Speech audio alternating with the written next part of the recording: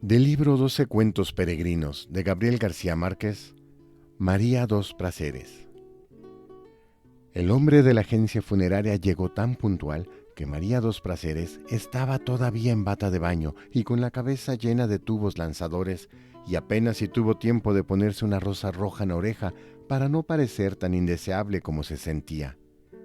Se lamentó aún más de su estado cuando abrió la puerta y vio que no era un notario lúgubre, como ella suponía que debían ser los comerciantes de la muerte, sino un joven tímido con una chaqueta a cuadros y una corbata con pájaros de colores. No llevaba abrigo, a pesar de la primavera incierta de Barcelona, cuya llovizna de vientos sesgados la hacía casi siempre menos tolerable que el invierno. María dos Prazeres, que había recibido a tantos hombres a cualquier hora, se sintió avergonzada como muy pocas veces. Acababa de cumplir 76 años y estaba convencida de que se iba a morir antes de Cavidad, y aún así estuvo a punto de cerrar la puerta y pedirle al vendedor de entierros que esperara un instante mientras se vestía para recibirlo de acuerdo con sus méritos. Pero luego pensó que se iba a helar en el rellano oscuro y lo hizo pasar adelante. «Perdóneme esta facha de murciélago», dijo, «pero llevo más de 50 años en Cataluña y es la primera vez que alguien llega a la hora anunciada». Hablaba un catalán perfecto, con una pureza un poco arcaica, aunque todavía se le notaba la música de su portugués olvidado. A pesar de sus años y con sus bucles de alambre, seguía siendo una mulata esbelta y vivaz, de cabello duro y ojos amarillos y encarnizados, y hacía ya mucho tiempo que había perdido la compasión por los hombres. El vendedor, deslumbrado aún por la caridad de la calle, no hizo ningún comentario, sino que se limpió la suela de los zapatos en la estrellita de yute y le besó la mano con una reverencia. «Eres un hombre como los de mis tiempos», dijo María dos Prazeres con una carcajada de granizo. «Siéntate». Aunque era nuevo en el oficio, él lo conocía bastante bien para no esperar aquella recepción festiva a las 8 de la mañana, y menos de una anciana sin misericordia que a primera vista le pareció una loca fugitiva de las Américas. Así que permaneció a un paso de la puerta sin saber qué decir, mientras María dos Prazeres descorría las gruesas cortinas de peluche de las ventanas. El tenue resplandor de abril iluminó apenas el ámbito meticuloso de la sala, que más bien parecía la vitrina de un anticuario. Eran cosas de uso cotidiano, ni una más ni una menos, y cada una parecía puesta en su espacio natural y con un gusto tan certero que habría sido difícil encontrar otra casa mejor servida, aún en una ciudad tan antigua y secreta como Barcelona. «Perdóneme», dijo, «me he equivocado de puerta». «Ojalá», dijo ella, «pero la muerte no se equivoca». El vendedor abrió sobre la mesa del comedor un gráfico con muchos pliegues, como una carta de marear, con parcelas de colores diversos y numerosas cruces y cifras en cada color. María dos Prazeres comprendió que era el plano completo del inmenso panteón de Montjuïc y se acordó con un horror muy antiguo del cementerio de Manaos bajo los aguaceros de octubre, donde chapaleaban los tapires entre túmulos sin nombres y mausoleos de aventureros con vitrales florentinos. Una mañana, siendo muy niña, el Amazonas desbordado amaneció convertido en una ciénaga nauseabunda, y ella había visto a los ataúdes rotos flotando en el patio de su casa con pedazos de trapos y cabellos de muertos en las grietas. Aquel recuerdo era la causa de que hubiera elegido el cerro de Montjuïc para descansar en paz y no el pequeño cementerio de San Gervasio, tan cercano y familiar. «Quiero un lugar donde nunca lleguen las aguas», dijo. «Pues aquí es», dijo el vendedor, indicando el sitio en el mapa con un puntero extensible que llevaba en el bolsillo como una estilográfica de acero.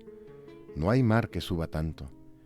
Ella se orientó en el tablero de colores hasta encontrar la entrada principal, donde estaban las 3 tumbas contiguas, idénticas y sin nombres, donde yacían Buenaventura Durruti y otros 2 dirigentes anarquistas muertos en la guerra civil. Todas las noches alguien escribía los nombres sobre las lápidas en blanco. Los escribían con lápiz, con pintura, con carbón, con creyón de cejas o esmalte de uñas, con todas sus letras y en el orden correcto, y todas las mañanas los celadores los borraban para que nadie supiera quién era quién bajo los mármoles mudos. María dos Prazeres había asistido al entierro de Durruti, el más triste y tumultuoso de cuantos hubo jamás en Barcelona, y quería reposar cerca de su tumba. Pero no había ninguna disponible en el vasto panteón sobrepoblado, de modo que se resignó a lo posible, con la condición, dijo, de que no me vayan a meter en una de esas gavetas de 5 años donde una queda como en el correo. Luego, recordando de pronto el requisito esencial, concluyó, y sobre todo, que me entierren acostada. En efecto, como réplica a la ruidosa promoción de tumbas vendidas con cuotas anticipadas, circulaba el rumor de que se estaban haciendo enterramientos verticales para economizar espacio. El vendedor explicó con la precisión de un discurso aprendido de memoria y muchas veces repetido que esa versión era un infundio perverso de las empresas funerarias tradicionales para desacreditar la novedosa promoción de las tumbas a plazos. Mientras lo explicaba, llamaron a la puerta con 3 golpecitos discretos, y él hizo una pausa incierta. Pero María dos Prazeres le indicó que siguiera.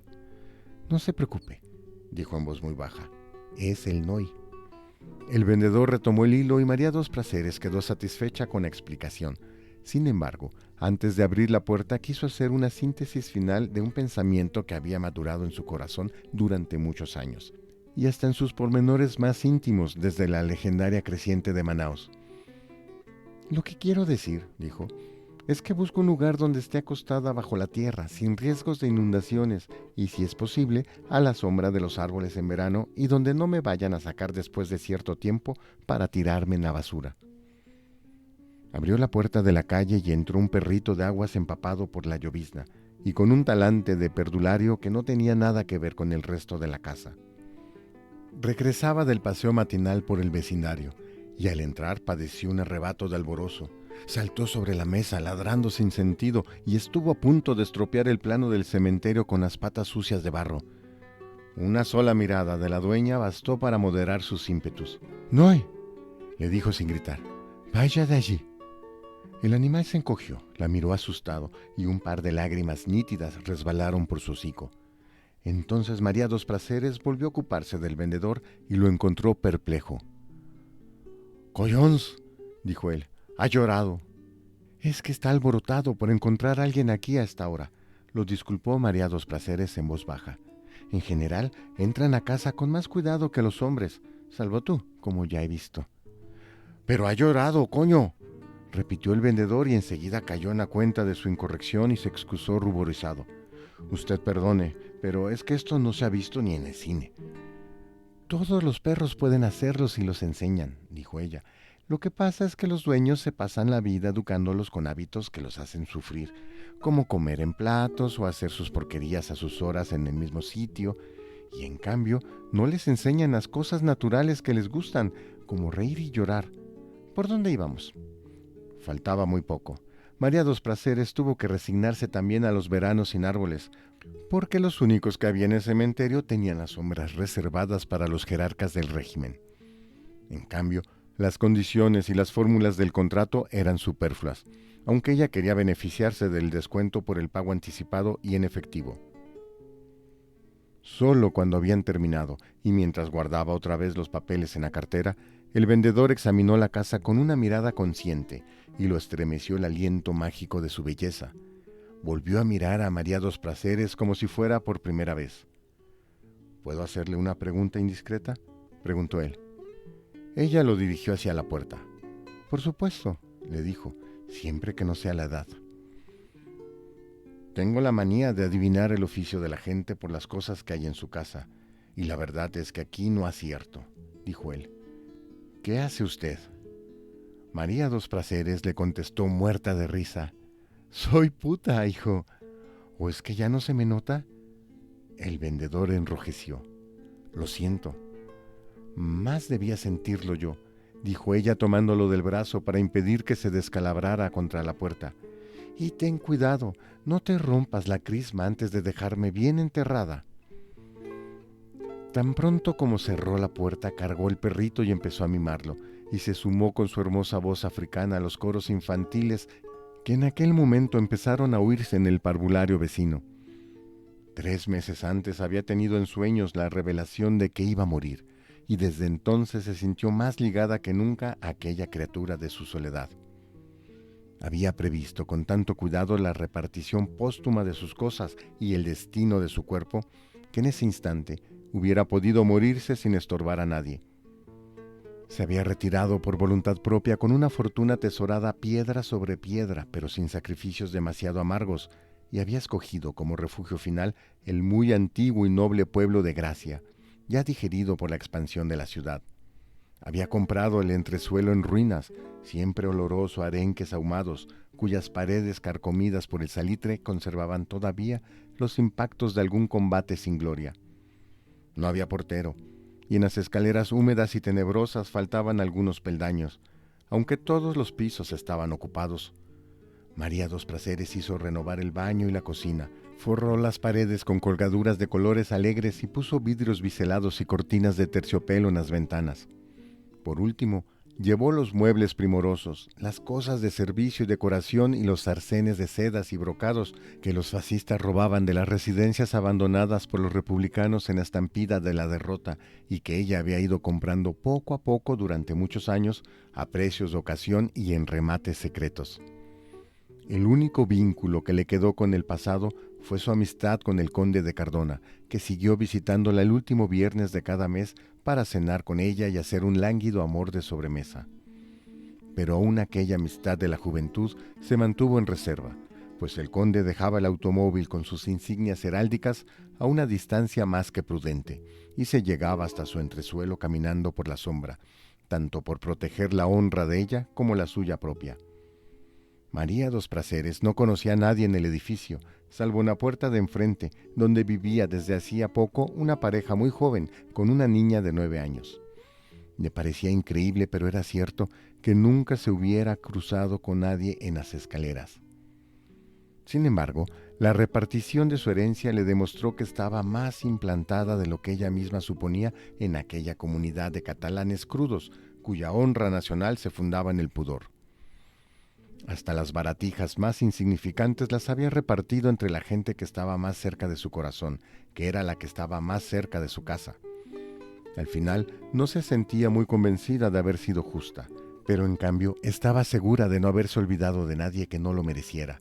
Fue un acto preparado con tanto rigor que el notario de la calle del Árbol, que se preciaba de haberlo visto todo, no podía darle crédito a sus ojos cuando vio dictando de memoria a sus amanuenses la lista minuciosa de sus bienes, con el nombre preciso de cada cosa en catalán medieval y la lista completa de los herederos con sus oficios y direcciones, y el lugar que ocupaban en su corazón.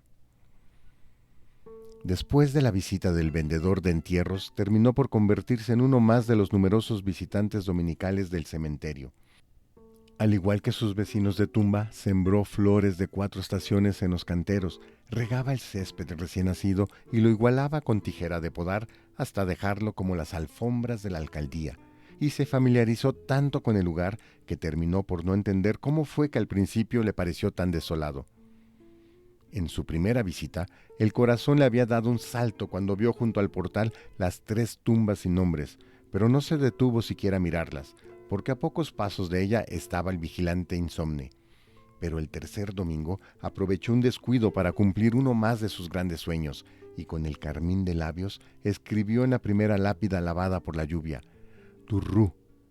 Desde entonces, siempre que pudo, volvió a hacerlo, a veces en una tumba, en 2 o en las 3, y siempre con el pulso firme y el corazón alborotado por la nostalgia. Un domingo de fines de septiembre presenció el primer entierro en la colina. 3 semanas después, una tarde de vientos helados, enterraron a una joven recién casada en la tumba vecina de la suya. A fin de año, 7 parcelas estaban ocupadas, pero el invierno efímero pasó sin alterarla. No sentía malestar alguno, y a medida que aumentaba el calor y entraba el ruido torrencial de la vida por las ventanas abiertas, se encontraba con más ánimos para sobrevivir a los enigmas de sus sueños. El conde de Cardona, que pasaba en la montaña los meses de más calor, la encontró a su regreso más atractiva, aunque en su sorprendente juventud de los 50 años. Al cabo de muchas tentativas frustradas, María dos Prazeres consiguió que Noy distinguiera su tumba en la extensa colina de tumbas iguales. Luego se empeñó en enseñarlo a llorar sobre la sepultura vacía para que siguiera haciéndolo por costumbre después de su muerte. Lo llevó varias veces a pie desde su casa hasta el cementerio, indicándole puntos de referencia para que memorizara la ruta del autobús de las Ramblas, hasta que lo sintió bastante diestro para mandarlo solo. El domingo del ensayo final, a las 3 de la tarde, le quitó el chaleco de primavera, en parte porque el verano era inminente y en parte para que llamara menos la atención, y lo dejó a su albedrío. Lo vio alejarse por la acera de sombra con un trote ligero y el culito apretado y triste bajo la cola alborotada, y logró a duras penas reprimir los deseos de llorar, por ella y por él, y por tantos y tan amargos años de ilusiones comunes, hasta que lo vio doblar hacia el mar por la esquina de la calle Mayor. 15 minutos más tarde, subió en el autobús de las Ramblas en la vecina plaza de Lesseps, tratando de verlo sin ser vista desde la ventana, y en efecto lo vio entre las parvadas de niños dominicales, lejano y serio, esperando el cambio de semáforo de peatones del Paseo de Gracia. «Dios mío», suspiró, «qué solo se ve». Tuvo que esperarlo casi 2 horas bajo el sol brutal de Montjuïc. Saludó a varios dolientes de otros domingos menos memorables, aunque apenas si los reconoció, pues había pasado tanto tiempo desde que los vio por primera vez que ya no llevaban ropas de luto ni lloraban y ponían las flores sobre las tumbas sin pensar en sus muertos. Poco después, cuando se fueron todos, oyó un bramido lúgubre que espantó a las gaviotas y vio en el mar inmenso un transatlántico blanco con la bandera del Brasil. Y deseó con toda su alma que le trajera una carta de alguien que hubiera muerto por ella en la cárcel de Pernambuco. Poco después de las 5, con 12 minutos de adelanto, apareció el Noy en la colina, babeando de fatiga y de calor, pero con unas ínfulas de niño triunfal. En aquel instante, María dos Prazeres superó el terror de no tener a nadie que llorara sobre su tumba. Fue en el otoño siguiente cuando empezó a percibir signos aciagos que no lograba descifrar, pero que le aumentaron el peso del corazón. Volvió a tomar el café bajo las acacias doradas en la Plaza del Reloj, con el abrigo de cuello de colas de zorros y el sombrero con adorno de flores artificiales que de tanto ser antiguo había vuelto a ponerse de moda. Agudizó el instinto. Tratando de explicarse su propia ansiedad, escudriñó en la chácara de los vendedores de pájaros de las Ramblas los susurros de los hombres en los puestos de libros que por primera vez muchos años no hablaban de fútbol, los hondos vicios de los lisiados de guerra que les echaban ajas de pan a las palomas, y en todas partes entró señales inequívocas de la muerte. En Navidad se encendieron las luces de colores entre las acacias y salían músicas y voces de júbilo por los balcones, y una muchedumbre de turistas ajenos a nuestro destino invadieron los cafés al aire libre. Pero dentro de la fiesta se sentía la misma tensión reprimida que precedió a los tiempos en que los anarquistas se hicieron dueños de la calle. María dos Prazeres, que había vivido aquella época de grandes pasiones, no conseguía dominar la inquietud y por primera vez fue despertada en mitad del sueño por zarpazos de pavor. Una noche, agentes de la seguridad del Estado asesinaron a tiros frente a su ventana a un estudiante que había escrito a brocha gorda en el muro: «Visca Cataluña lliure». «Dios mío», se dijo asombrada, «es como si todo se estuviera muriendo conmigo». Solo había conocido una ansiedad semejante siendo muy niña en Manaos, un minuto antes del amanecer, cuando los ruidos numerosos de la noche cesaban de pronto, las aguas se detenían, el tiempo titubeaba y la selva amazónica se sumergía en un silencio abismal que solo podía ser igual al de la muerte. En medio de aquella tensión irresistible, el viernes 10 de abril, como siempre, el conde de Cardona fue a cenar a su casa. La visita se había convertido en un rito. El conde llegaba puntual entre las 7 y las 9 de la noche con una botella de champaña del país envuelta en el periódico de la tarde para que se notara menos, y una caja de trufas rellenas. María dos Prazeres le preparaba canelones gratinados y un pollo tierno en su jugo, que eran los platos favoritos de los catalanes de Alcurnia en sus buenos tiempos, y una fuente surtida de frutas de la estación. Mientras ella hacía la cocina, el conde escuchaba en el gramófono fragmentos de óperas italianas en versiones históricas, tomando a sorbos lentos una copita de oporto que le duraba hasta el final de los discos. Después de la cena, larga y bien conversada, hacían de memoria un amor sedentario que les dejaba a ambos un sedimento de desastre. Antes de irse, siempre azorado por la inminencia de la medianoche, el conde dejaba 25 pesetas debajo del cenicero del dormitorio. Ese era el precio de María dos Prazeres cuando él la conoció en un hotel de paso del Paralelo, y era lo único que el óxido del tiempo había dejado intacto. Ninguno de los dos se había preguntado nunca en qué se fundaba esa amistad. María dos Prazeres le debía a él algunos favores fáciles. Él le daba consejos oportunos para el buen manejo de sus ahorros. Le había enseñado a distinguir el valor real de sus reliquias y el modo de tenerlas para que no se descubriera que eran cosas robadas. Pero sobre todo, fue él quien le indicó el camino de una vejez decente en el barrio de Gracia, cuando en su burdel de toda la vida la declararon demasiado usada para los gustos modernos y quisieron mandarla a una casa de jubilados clandestinas que por 5 pesetas les enseñaban a hacer el amor a los niños. Ella le había contado al conde que su madre la vendió a los 14 años en el puerto de Manaos y que el primer oficial de un barco turco la disfrutó sin piedad durante la travesía del Atlántico, y luego la dejó abandonada sin dinero, sin idioma y sin nombre en la ciénaga de luces del Paralelo. Ambos eran conscientes de tener tan pocas cosas en común que nunca se sentían más solos que cuando estaban juntos, pero ninguno de los dos se había atrevido a lastimar los cantos de la costumbre. Necesitaron de una conmoción nacional para darse cuenta, ambos al mismo tiempo, de cuánto se habían odiado y con cuánta ternura durante tantos años. Fue una deflagración. El conde de Cardona estaba escuchando el dueto de amor de la Bohème, cantado por Licia Albanese y Bemamino Gigli, cuando le llegó una ráfaga casual de las noticias de radio que María dos Prazeres escuchaba en la cocina. Se acercó en puntillas y también él escuchó.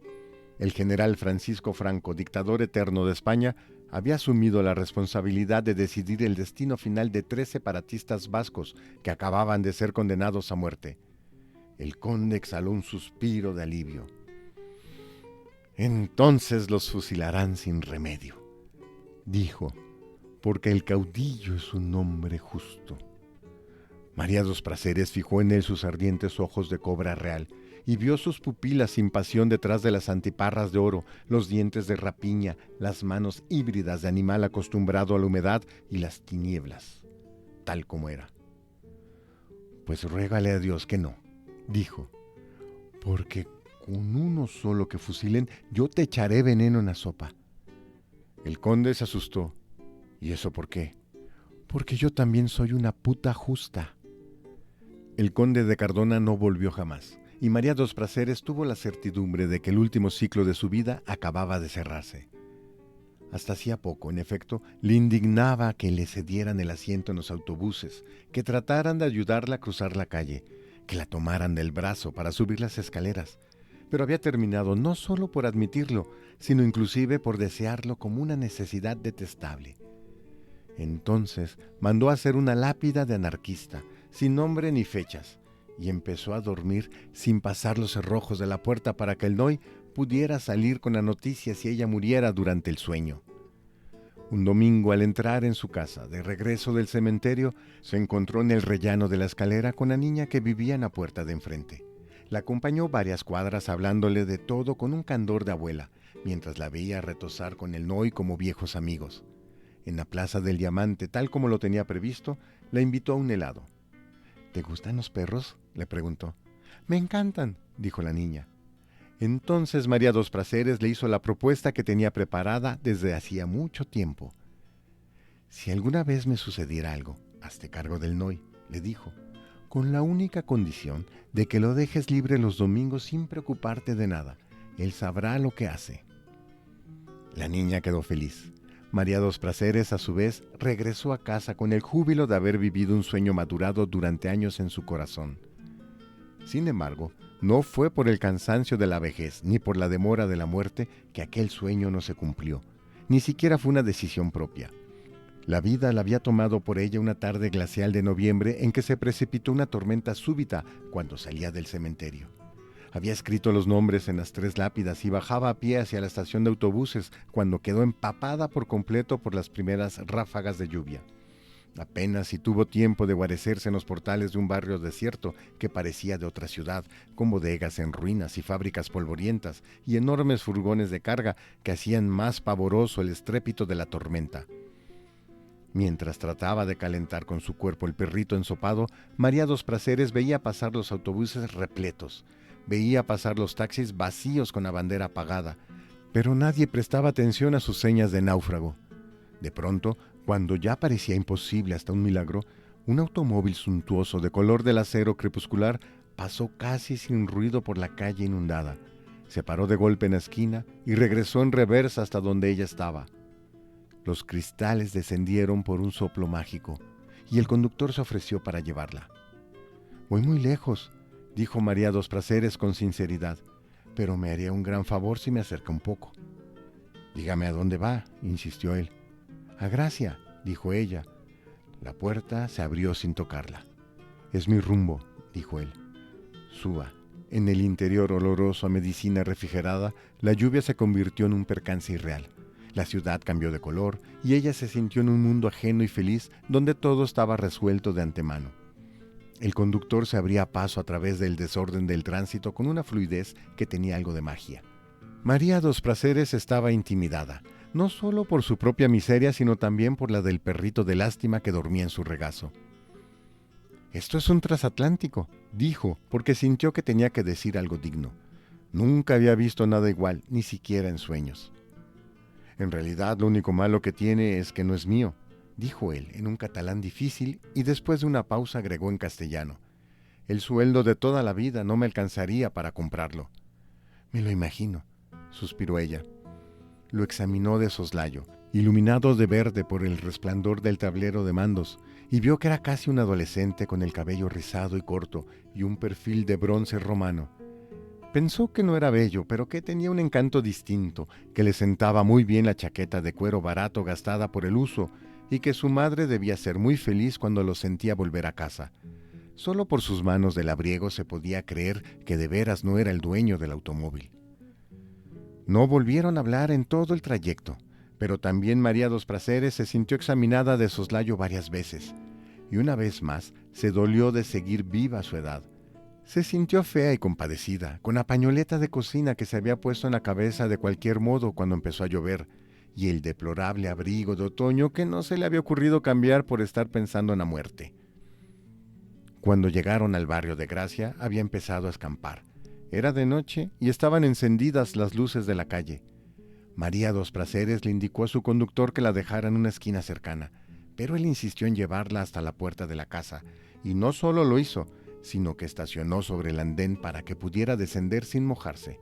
Ella soltó el perrito, trató de salir del automóvil con tanta dignidad como el cuerpo se lo permitiera, y cuando se volvió para dar las gracias, se encontró con una mirada de hombre que la dejó sin aliento.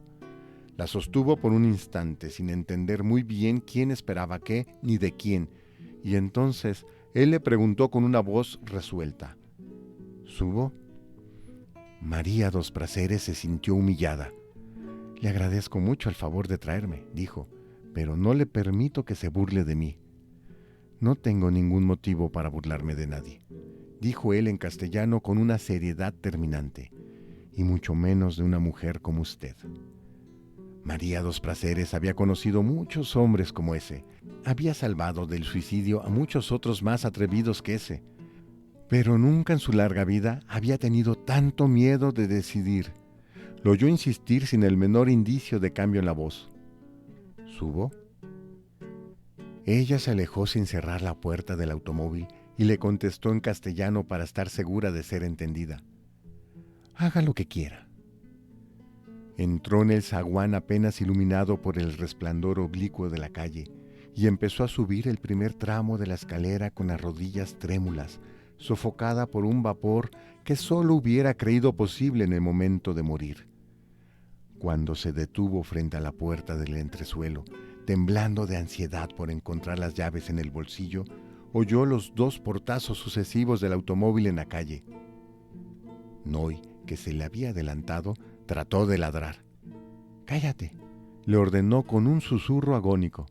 Casi enseguida sintió los primeros pasos en los peldaños sueltos de la escalera y temió que se le fuera a reventar el corazón. En una fracción de segundo, volvió a examinar por completo el sueño premonitorio que le había cambiado la vida durante 3 años y comprendió el error de su interpretación. «Dios mío», se dijo asombrada, «de modo que no era la muerte». Encontró por fin la cerradura, oyendo los pasos contados en la oscuridad, oyendo la respiración creciente de alguien que se acercaba tan asustado como ella en la oscuridad. Y entonces comprendió que había valido la pena esperar tantos y tantos años y haber sufrido tanto en la oscuridad, aunque solo hubiera sido para vivir aquel instante. Mayo 1979. Leyó para ustedes Fan Tomás.